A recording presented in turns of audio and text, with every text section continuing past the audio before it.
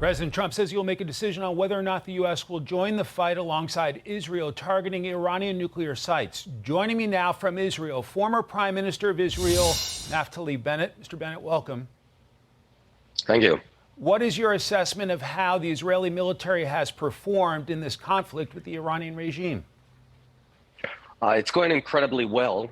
We have been constantly peeling off more and more military, nuclear, and terror assets of Iran on Iranian soil.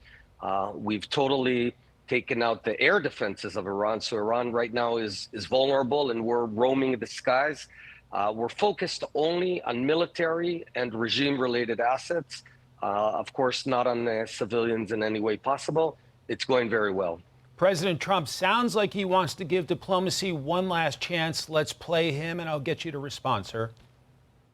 We're ready, willing, and able, and we've been speaking to Iran, and we'll see what happens. What was the thought process behind the 2-week timetable? Just a time to see whether or not people come to their senses.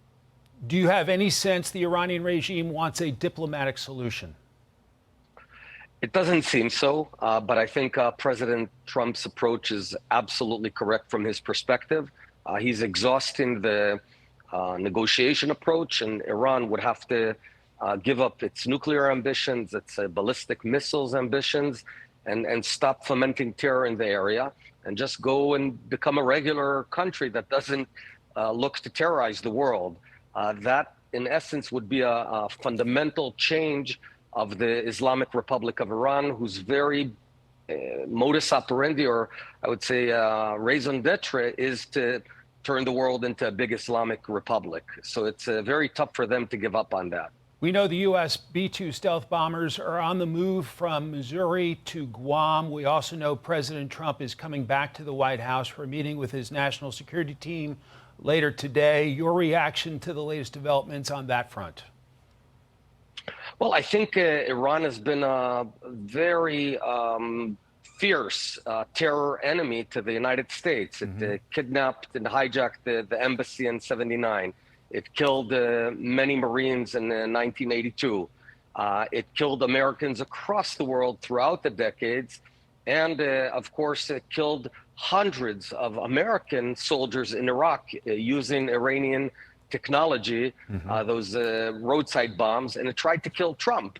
So this is a huge enemy. Right now, as you know, Israel is not calling on America to do anything. We're not telling America to act other than its own national security interest. And I can tell you one more thing. This is a battle of wills between the Iranian regime and the Israeli people. Our strength is ongoing. We've been in this country for about 3,700 years. So we're patient. If it takes another day, another week, another several weeks, we've got all the patience in the world. If the president decides to stay out for now, is there an option to take out the Fordo facility using Israeli commandos?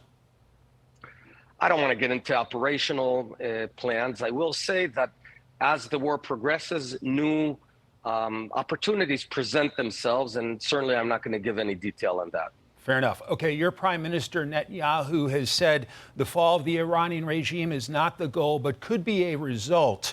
Can there be peace with Ayatollah Khamenei still in charge?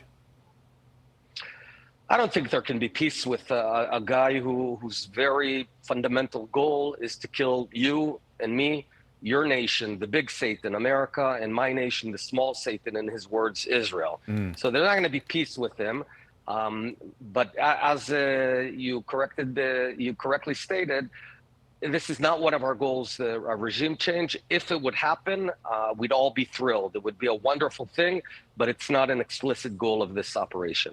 Israel's Iron Dome defense system has been tested in this conflict. Do you worry about running low on interceptors? We have many layers of defense. We have Iron Dome, we have David Sling, we have the Arrow, we have laser technology, and we have good behavior of the citizens who stay in shelters during attacks. And therefore, compared to the barrage of missiles that have been hurled towards us, The relative amount of deaths is low relatively. It's high absolutely. We're talking about roughly 30 Israelis that have been killed, and every life is a whole life.